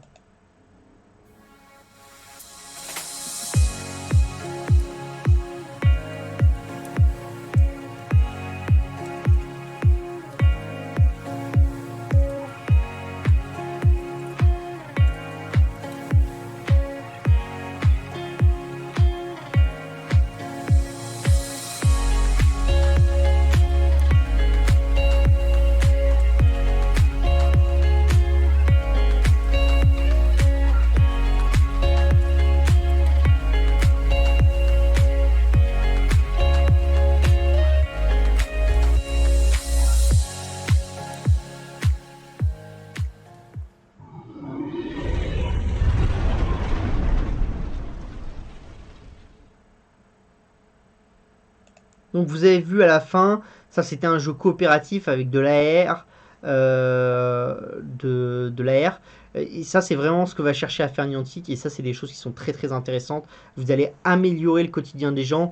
Vous avez vu aussi le moment où il est en train de mettre une petite jardinière en place, ce genre de choses. Et ça je pense que c'est massif, parce que si Niantic approche ce domaine à travers le jeu vidéo, vous avez énormément de nouvelles choses à faire. Le fait de pouvoir prendre votre téléphone, de voir ce que ça donne un meuble Ikea chez vous, en direct avec l'AR, ce genre de choses. Donc vraiment au niveau technique, il y a vraiment énormément de choses à faire, et ça va apporter beaucoup d'avantages en dehors du jeu vidéo, même si bien sûr ceux qui vont en profiter le plus, c'est le secteur du jeu vidéo, parce que le jeu vidéo, plus vous êtes immersif, plus vous devenez addict au jeu, et plus vous dépensez. C'est un phénomène normal, hein. On a Sonic 2, après un premier film qui avait fait un peu débat, qui a fait un super lancement, parce que c'est le plus gros lancement jamais fait par un jeu vidéo au cinéma, avec un box-office aux États-Unis à 71 millions de dollars, qui est donc largement devant le numéro 2 du box-office, Morbius de Marvel, qui fait que 10,2 millions de dollars. Après, c'est sa deuxième semaine, et Sonic, c'est que sa première semaine. On avait déjà eu, juste avant, Uncharted de Sony qui avait fait une super vente. Donc là, ça vous montre vraiment ce qu'on est en train de faire pendant longtemps. Quand on adaptait un jeu vidéo en film, c'était un peu un nanar. On l'avait fait avec Fallout. Ubisoft s'y était essayé il y a longtemps avec Assassin's Creed, Fallout et tout, et ça n'avait pas beaucoup marché. Là, on commence quand même à être dans un truc où on voit des choses qui fonctionnent, et on voit cette notion d'horizontalisation de la marque dont je vous bassine. Et vous allez je vais encore recevoir des mails qui me disent ah, tu nous casses les pieds avec cette horizontalisation des marques, tu fais que de parler de ça, ce genre de choses. Mais c'est très important, parce que là où avant Lego vous gagnez de l'argent que en vendant des petites briques, maintenant vous vendez des petites briques, des jeux vidéo, des films, des dessins animés. Vous vous rendez bien compte que l'élargissement de la marque il est considérable, et donc vous allez gagner beaucoup plus d'argent avec la même marque. Et donc ça c'est quelque chose de très intéressant pour les investisseurs, parce que si vous arrivez à trouver des marques de qualité, à les acheter avant qu'il y ait cet élargissement de la marque, et avoir un management qui arrive à faire cet élargissement de la marque, votre marge elle va exploser, et généralement vous êtes excessivement gagnant. Vous avez Tencent qui va fermer son site de streaming de jeux Penguin eSport, qui était orienté plutôt eSport. Alors l'idée de Tencent, c'était de fusionner Penguin avec Ouya et Douyu, qui étaient des plateformes un peu comme Twitch et YouTube. D'accord. Le Parti communiste chinois a dit il n'en est pas question, vous ne pouvez pas fusionner et devenir leader dans ce secteur-là. Donc Penguin qui détenait à 100%, ils vont le fermer. Ouya et Douyu, où ils détiennent une partie du capital, ça va continuer à exister. Et donc vous arrivez bien à ce que je vous racontais, c'est-à-dire que le Parti communiste chinois a dit on veut pas qu'il y ait de création de monopole. Tencent et Alibaba ont dit d'accord, on va sortir de certains marchés. Et en fait ce qui se passe c'est quoi? C'est qu'en fait les marchés dans lesquels sortent ces acteurs-là, il n'y a personne qui peut se mettre en face, parce qu'en fait c'est tout simplement pas des marchés qui sont rentables. Ils ne sont rentables que si vous êtes Alibaba et Tencent et personne d'autre. Parce que si vous êtes deux, vous êtes rentable. C'est exactement comme le problème avec Uber. Uber n'est rentable que si dans une ville vous avez Uber et une autre application de VTC. Si vous commencez à en avoir 150, personne n'est rentable et donc tout le monde se casse au bout d'un moment. Et bien là vous avez la même chose, et ça commence à se répercuter. Et comme c'était des sociétés qui embauchaient massivement des gens avec des salaires très élevés, vous commencez à avoir dans certains secteurs, comme les ingénieurs en informatique, des choses comme ça, des destructions de postes en Chine. Et donc ça peut être dangereux, parce que ça peut être des gens qui peuvent être tentés d'aller ailleurs, parce qu'ailleurs il y a un grand besoin d'ingénieurs en informatique. Donc vous pouvez avoir un effet un peu d'émigration de certains talents chinois, qui va beaucoup déplaire au Parti communiste. Donc je pense que maintenant le Parti communiste chinois il a bien tapé sur Tencent et Alibaba, il leur a bien montré que le chef c'était quand même le parti, et que tous les autres en dessous c'était les mecs en dessous, hein. Donc le chef de famille c'est Xi Jinping, et les autres ils sont bien en dessous. Je pense que la majorité des gens ont compris, mais je pense que Xi Jinping est en train de comprendre qu'il ne peut pas trop taper non plus, parce que sinon, économiquement, il va y avoir des effets de bord qui vont être massifs, et ça va commencer à être compliqué. Ça vous montre aussi autre chose, c'est que ces sociétés chinoises qui étaient massivement dans l'investissement à tout crin pour copier des modèles un peu américains et européens, et ben elle commence de plus en plus à être dans des modèles où on rationalise, on essaye de trouver de la rentabilité, ce genre de choses. Et ce que beaucoup d'investisseurs reprochaient à ces acteurs-là, c'était qu'ils faisaient pas de rachat d'actions, qu'ils n'avaient pas leur compte qui était établi correctement et qui dépensaient des milliards dans des trucs qui n'étaient pas rentables. Et on leur reprochait un peu les défauts qu'avaient les entreprises coréennes, les défauts qu'avaient les entreprises japonaises, avec les défauts qu'avaient les entreprises africaines. C'était un peu un mix de tous ces défauts-là. Et là, j'ai l'impression que de plus en plus en Chine, on est en train de passer une étape, on est en train de ces boîtes-là sont en train de venir au niveau des boîtes européennes, des boîtes américaines, avec des comptes audités, des choses comme ça. Il y a vraiment eu des progrès là-dessus. Et donc je pense que fondamentalement, la Chine est en train de faire cet effort, parce que les Chinois savent qu'ils sont obligés de le faire s'ils veulent passer l'étape de pays vraiment développés et rentrer dans quelque chose d'autre, être vraiment dans l'étape suivante. Et pour moi, c'est quand même un bon signe.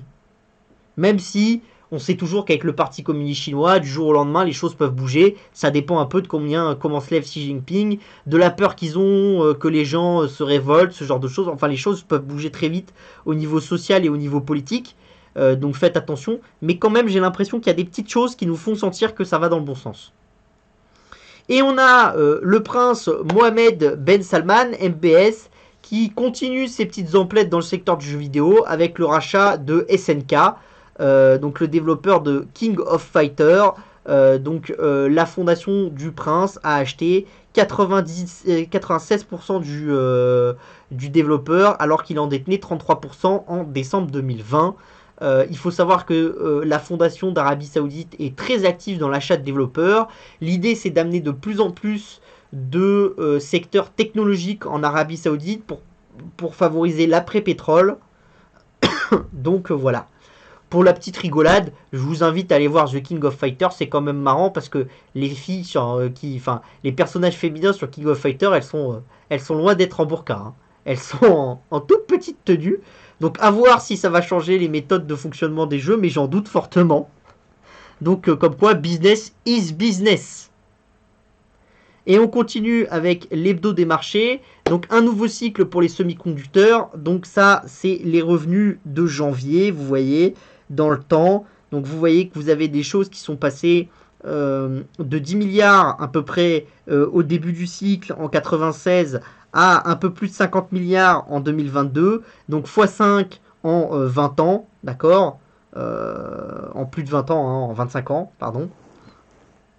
Donc voilà, vous voyez surtout que ce qu'on avait au début avec des courbes, avec souvent des moments où vous aviez moins 40%, moins 25%, ce genre de choses, de plus en plus la courbe, elle est de moins en moins violente. Donc la cyclicité du secteur est de moins en moins violente, d'accord ?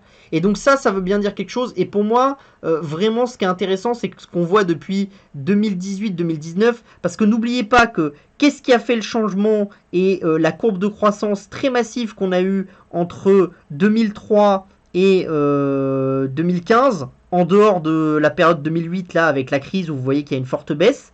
Mais structurellement, on est quand même toujours dans des choses qui sont soit vers zéro, soit supérieures. De là, à peu près jusqu'à là, d'accord ?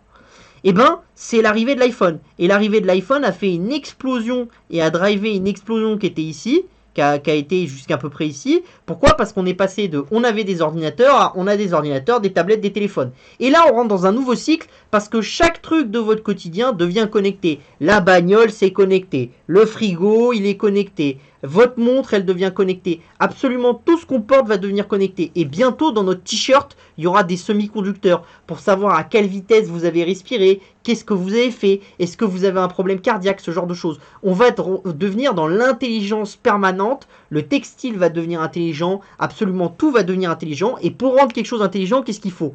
Eh ben, il faut du semi-conducteur. Donc on rentre dans une nouvelle ère du semi-conducteur. Et moi, tous ceux qui nous disent que depuis quelque temps, on a un cycle qui était très haussier et donc on va se taper une grosse baisse et tout ça, moi je pense pas. Je pense qu'on a eu une grosse baisse avec le Covid, vous la voyez bien là, hein. On a fait quasiment moins 20% sur les semi-conducteurs parce que les gens ont tout de suite arrêté de commander ce genre de choses. Depuis, on est en forte hausse. N'oublions pas aussi autre chose, c'est que la hausse qu'on a maintenant, on a deux phénomènes. C'est-à-dire qu'on avait X de production, on avait Y de demande. Le jour où il y a eu la crise, Y de demande est descendu et X de production est resté au même. Maintenant, Y de demande explose et a dépassé X de production. Et en fait, même si on a une décélération de l'économie mondiale, vous avez quand même un delta entre X et Y. Donc ce qui va se passer, c'est que X va remonter parce qu'on va mettre en place des nouvelles usines, et Y, même si ça descend, bah, vous allez trouver un point d'équilibre. Vous avez peu de chances que Y passe très fortement sous X.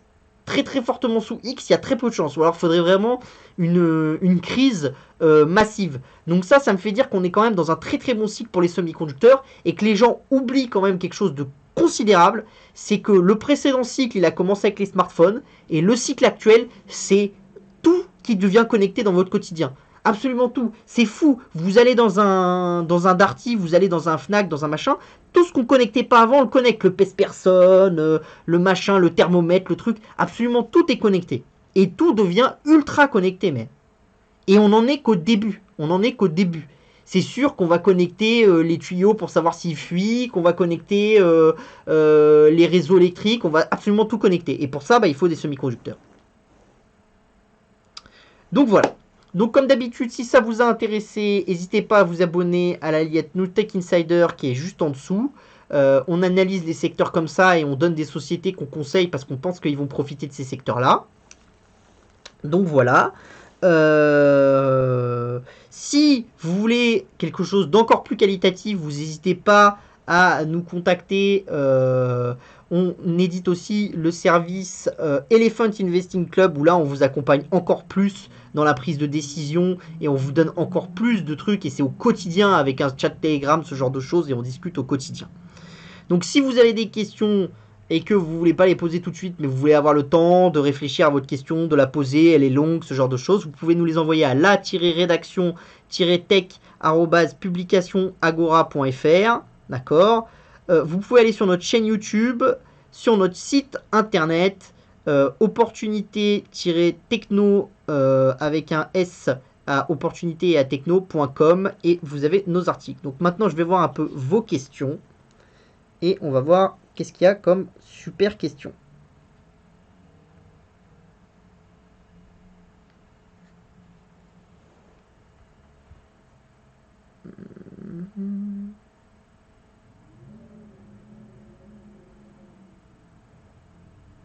Hop là. Hop.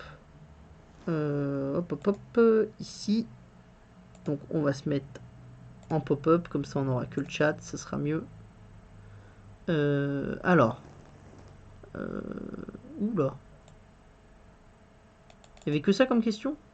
Ça me paraît bizarre, 17h59, ce genre de choses.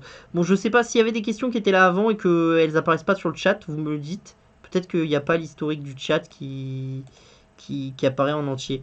Tu penses quoi de la crypto Alpaca Finance? Je connais pas. Donc je peux pas vous conseiller sur Alpaca Finance, je connais pas. Tiens, Deezer proche d'un protocole d'accord avec la SPAC I2PO soutenu par Pinot et Mathieu Pillas. Ouais, mais Deezer c'est trop petit. Vous voyez, moi j'aurais beaucoup de mal à acheter du Deezer à l'heure actuelle. Après peut-être que Pillas et que Pinot vont réussir à faire quelque chose avec, mais moi je me méfierais quand même là-dessus. Bonjour, 2 questions sur le dossier Alibaba. Y a-t-il des endroits où on peut consulter l'évolution du plan de rachat d'actions? Pourquoi alors que les premiers confinements étaient favorables de façon à l'action Alibaba, cette fois-ci ce n'est plus le cas? Pourtant l'entreprise tourne, c'est notamment celle qui distribue les nourritures dans les endroits confinés. Bah en Tarsit je peux pas vraiment te répondre, j'en sais rien. J'en sais rien sur le 2, pourquoi? Parce que c'est une notion de marché, vous avez... voilà. Pourquoi alors qu'en ce moment le Covid repart, les sociétés comme Eurobio et comme Biocinex ne repartent pas et même se font taper dessus? Il y a des fois des phénomènes de construction de marché un peu compliqués qu'on peut pas vraiment définir. Le marché est pas toujours intelligent et comprend pas toujours les choses correctement. Voilà. Il y a un adage qui consiste à dire que le marché a toujours raison. Moi, je pense que ça, c'est un adage de trader à la con. Le marché, il n'a pas tout le temps raison, sinon il n'y aurait pas de gens pour vous racheter vos sociétés 5 fois le prix. Il n'y aurait pas de différence entre le prix d'une action tous les jours de 15 à 20% avec des deltas oufissimes. Enfin, il n'y aurait pas tout ça. Donc voilà. Sur sur les rachats d'actions, il y a un onglet dédié sur le site d'Alibaba, donc je peux pas aller chercher là, mais tu trouveras. Tu tapes sur Google et normalement tu trouveras. Après, ils ont peut-être pas commencé à le faire. J'ai pas vu de. C'est une bonne. J'ai pas vu passer de choses là-dessus. Alors, Tencent ferme sa plateforme Penguin, mais a eu un nouveau pour lancer un jeu vidéo. Donc, redémarre effectivement doucement. Ouais, c'est ça. C'est ça Intercity. Après, Penguin, c'était une perte. Donc, en fait, il ferme un foyer de perte pour limiter la concurrence sur un secteur et que les deux sociétés qui détiennent en portefeuille à côté, ça soit des sociétés qui soient avantagées, entre guillemets. Donc, je pense que ça, c'est intéressant quand même, hein. C'est quand même quelque chose qui va dans le bon sens pour, euh, pour notre société. Tu penses quoi du futur de Safran et de la boîte? Il me propose un job. Je connais pas très bien Safran, donc je peux pas te dire. Ouais, il manque un commentaire, du coup je dis bonjour et Elephant en force dans le chat. Lol. Et ben Ben Boubou, je suis content. Euh, alias le contrarien du discours occidental sur l'Ukraine. Oh bah tu sais, il en faut pour tout le monde. Munger coupe sa position de moitié sur Alibaba, oui. Après moi je te dis, Munger, j'achetais pas de l'Alibaba parce qu'il y avait Munger. Voilà. J'achetais de l'Alibaba parce que je pense que Alibaba a un avenir et je pense que la boîte a du rachat d'actions à faire. Je pense qu'il y a de la croissance à faire. Je pense qu'à l'international il y a de la croissance. Je pense aussi que sur le cloud va y avoir beaucoup de croissance et vous voyez à quel point c'est rentable à travers Amazon. Et ça m'étonnerait que les Chinois acceptent que ce soit Amazon ou Google ou un acteur américain qui prenne la place du cloud en Chine. Vous avez quand même 1 milliard de personnes, beaucoup d'entreprises qui vont utiliser le cloud en Chine. Donc tout ça, c'est des choses qui vont rapporter de l'argent. Et les Chinois, ils sont allés sur le cloud beaucoup plus tard. Il y a il y a un mécanisme un peu dans la pensée occidentale qui est de penser que un pays qui est développé comme la Chine est tout le temps en avance technologiquement. Mais c'est pas forcément vrai. C'est pas parce que vous êtes en avance sur certains points technologiques que vous êtes en avance sur d'autres. Et sur le cloud, clairement, on peut dire qu'en Asie, ils sont vraiment très en retard par rapport aux Américains et même par rapport aux Européens maintenant. Donc je pense quand même que, voilà, il y a des choses à aller chercher.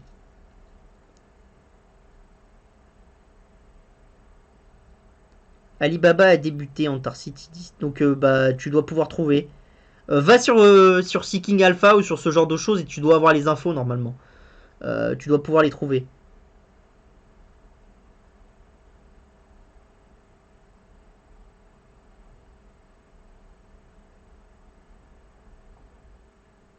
Athos.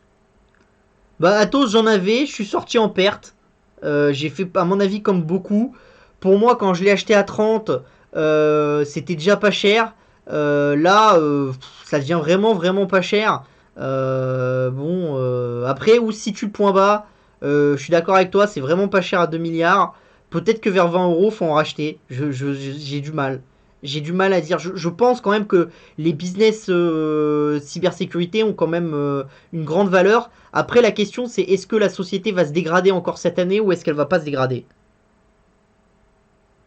Et est-ce que si les marchés sont dans une phase baissière, c'est-à-dire que si par exemple les marchés nous font moins 10, moins 15, est-ce que Atos va faire moins 40 ou est-ce que Atos va faire juste les moins 20 ou est-ce que Atos va faire moins 5? Ça, je sais pas encore.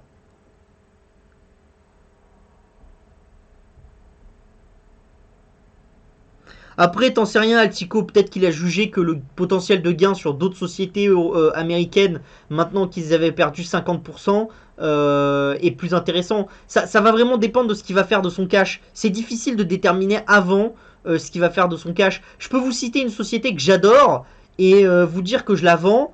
Et vous allez me dire, mais t'y crois plus, c'est pas ça, c'est juste qu'il y a d'autres sociétés à côté et que le bénéfice-risque, il me paraît meilleur à côté, c'est tout.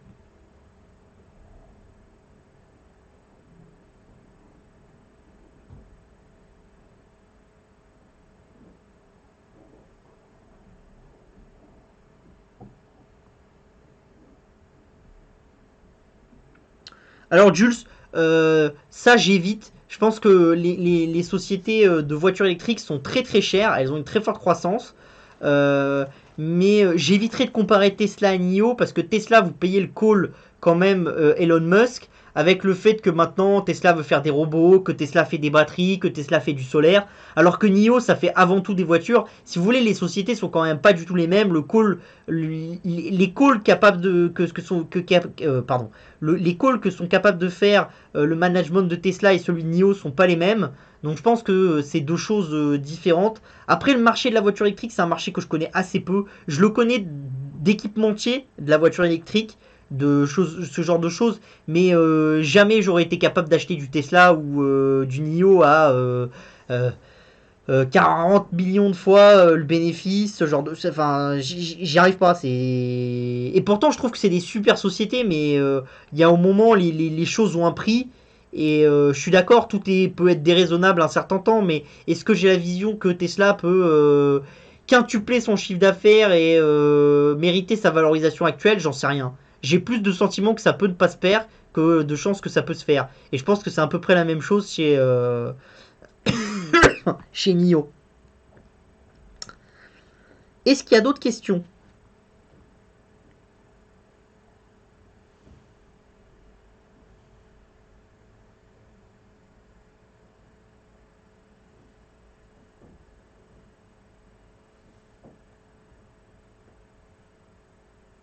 Non, toujours pas de Pax.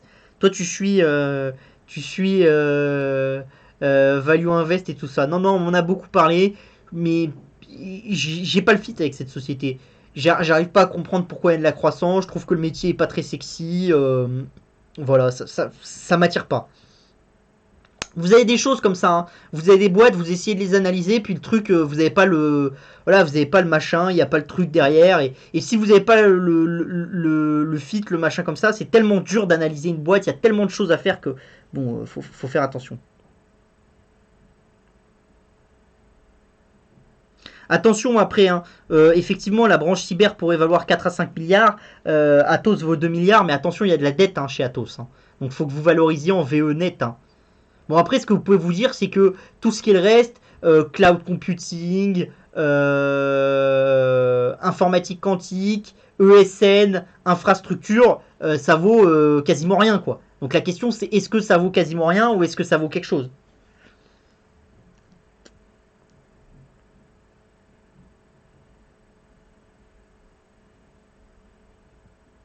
Photonic Capital.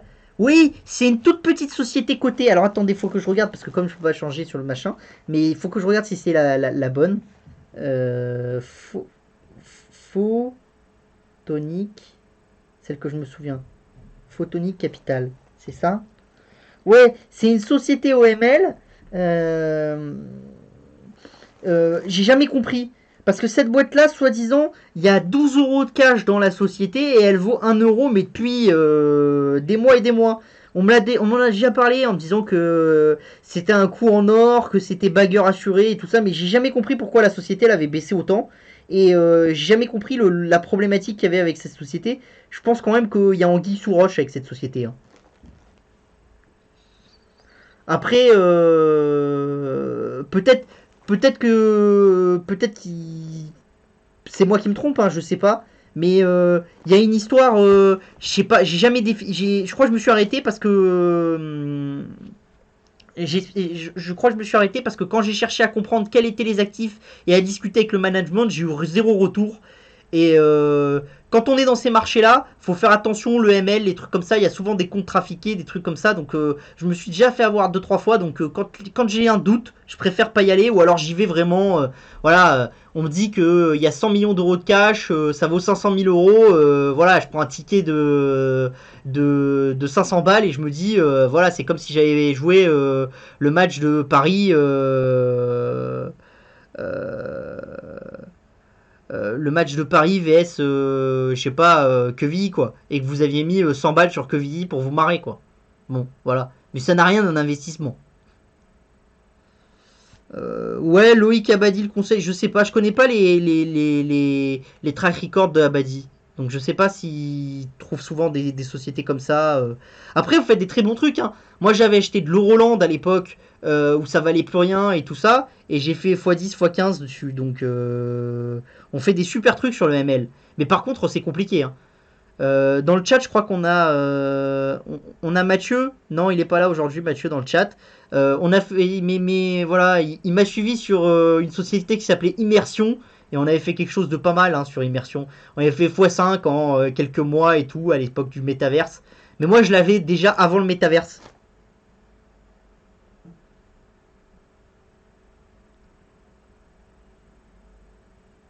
Alors, déjà sur la logistique, les Chinois, ils ont massivement envoyé des camionneurs et des dockers ces derniers jours.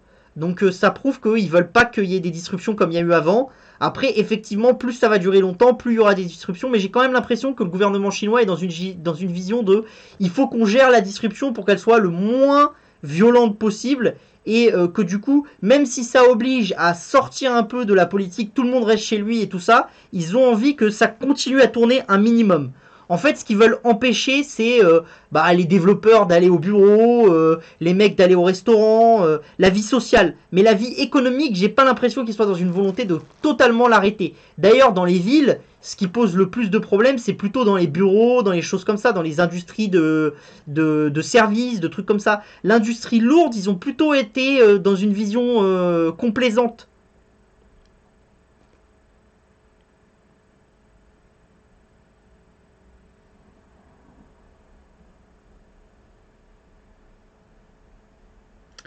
Donc voilà. Est-ce qu'il y a d'autres questions ou est-ce qu'on s'arrêtera là? Puisqu'il est déjà 19 h.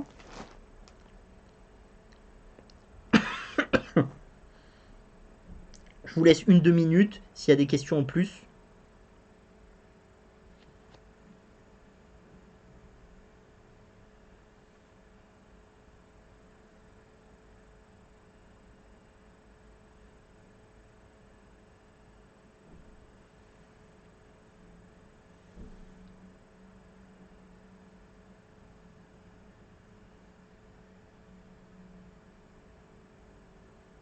Ouais, beaucoup de bateaux en attendant dans les ports. Ça c'est une problématique aussi importante, mais c'est une problématique qu'on a depuis un certain temps. La vitesse de déchargement, elle est un peu.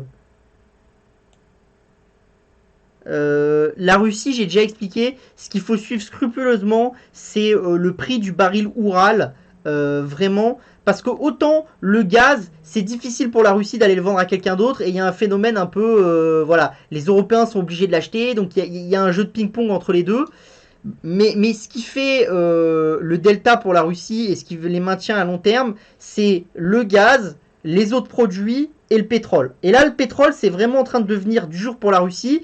Ils ont fait leur budget à 40. Ils sont sur un pétrole entre 60 et 65 là. Et si ça continue à baisser et que ça tombe sous les 40 dollars, ça peut devenir très compliqué pour les Russes. Sachant que si le pétrole baisse, ça veut dire qu'on a une vision que l'économie va diminuer. Si l'économie va diminuer, le gaz va aussi diminuer. Et là, ça peut devenir très difficile au niveau financier pour les Russes de tenir à long terme.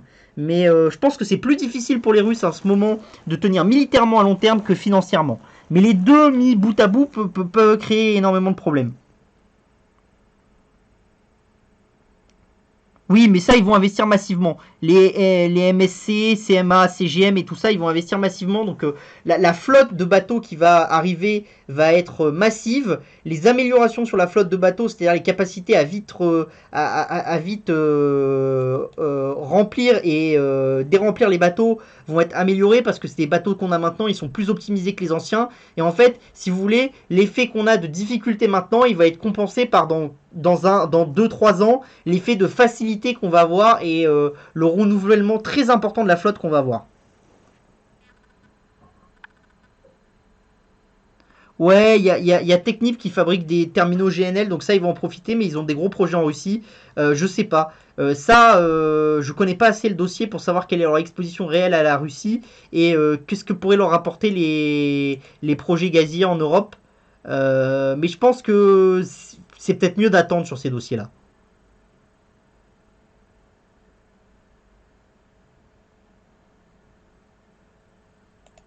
Non, moi je pense plutôt que de toute façon on est en mois, hein. En trimestre, je pense pas. Je pense qu'ils n'ont aucun moyen de tenir très longtemps. Et je pense que de toute façon, plus les Américains vont armer massivement les Russes et les Ukrainiens, et on commence à les armer de matériel de nouvelle génération, c'est-à-dire des drones, des chars, des avions, de la DCA, ce genre de choses, plus ça va devenir difficile pour les Russes, hein. Parce que là, ce qui facilite quand même grandement la vie des Russes, même s'ils sont plutôt perdants sur le terrain militairement, c'est quoi? C'est le fait qu'ils ont quand même énormément de matériel lourd comparativement aux Ukrainiens. C'est-à-dire les Ukrainiens ont assez peu de DCA, des drones pour taper, des drones de reconnaissance, ils en ont beaucoup, et ils ont beaucoup d'infos sur la reconnaissance, mais ils ont assez peu de moyens d'envoyer des drones pour taper les colonnes russes, ce genre de choses, parce qu'ils n'ont pas assez de drones de combat, ce genre de choses. Si les Ukrainiens, en plus d'avoir la connaissance terrain, les images satellites qu'ils détiennent de la part des Anglais, des Américains, des Français, des Japonais et tout ça, et si en plus ils commencent à avoir des drones et des capacités de taper de loin, ça peut devenir vraiment très très très compliqué pour l'armée russe, hein. Je pense que les Russes vont avoir beaucoup beaucoup de mal. Après, d'un autre côté, pour les Russes, l'avantage c'est quoi? C'est que même si on leur livre du matériel lourd aux Ukrainiens, pour l'amener jusqu'au Donbass, ça va être très compliqué parce qu'on n'est pas dans la bonne période au niveau des températures, ce genre de choses. Il va falloir passer par les routes. Passer par les routes, ça veut dire que les points où vous allez passer votre matériel lourd, ils sont connus des Russes. Donc il y aura une capacité de l'aviation russe de cibler ce matériel-là. Alors d'un autre côté, plus l'aviation russe rentre dans le territoire ukrainien et plus elle va vers l'ouest, plus elle est facilement ciblable par les Ukrainiens. Donc vous voyez qu'en fait vous avez un système, c'est à gauche, à droite, il y a des effets. C'est très difficile, il y a des bouts qui sont gagnants pour les Russes, d'autres qui sont perdants. C'est très très compliqué, mais je pense que il n'y a pas de moyen de la Russie de développer. D'ailleurs on avait fait une vidéo avec pour ELF qui est dans le YouTube, voilà, où j'avais bien expliqué ma vision de la Russie et la vision de la guerre. Ça date d'il y a quelques semaines, mais vous la retrouverez sur YouTube, il y a 2000 vues, ou quelque chose comme ça. Et je suis toujours sur la même vision, j'ai pas changé mon objectif. Que penses-tu de technique? Ça, j'ai déjà répondu. Les Russes vont peut-être se contenter du Donbass. Je pense que c'est ce qu'ils veulent les Russes maintenant. Je pense qu'ils ont arrêté la vision de renverser le gouvernement, de découper l'Ukraine et ce genre de choses. Je pense que ça c'est fini. Oui, oui, mais ça c'était. Je pense que c'était un coup de voilà. Il n'y a pas de capacité des Ukrainiens à continuer à attaquer toujours du côté russe. Donc ça c'est quand même des choses voilà. Bon, on va s'arrêter là pour ce soir. Surtout, vous n'hésitez pas si vous avez d'autres questions. Pour ceux qui veulent et que ça intéresse sur Elephant Investing Club, hein, et qui ne sont pas membres, d'accord, de Elephant Investing Club, il n'y a pas le lien en dessous, d'accord, pour s'abonner. Parce que c'est un service quand même un peu plus premium et donc il faut voir si ça vous correspond, si ce genre de choses et tout ça, d'accord. Il faut vraiment discuter avec les partenaires. Il ne faut pas essayer de vous vendre un service qui ne vous convient pas, ça sert à rien. De toute façon, après vous demandez le remboursement et on est tous perdants parce qu'on a perdu du temps. Mais si ça vous intéresse, vous pouvez appeler Ionès sur le service client au 01 44 59 91 11. Donc je vous mets le numéro ici. Et si vous avez envie de vous renseigner sur Elephant Investing Club, vous n'hésitez pas à appeler. Et Ionès vous renseignera avec plaisir. Je vous dis à vendredi pour les abonnés. À ce vendredi, je serai toujours dans ma maison, dans ma maison de campagne. Donc voilà. À vendredi pour les abonnés du coup Elephant Investing Club avec le suivi. Et à tout à l'heure aussi dans le Telegram. Et pour les autres, je vous dis à la semaine prochaine. Bon appétit et portez-vous bien.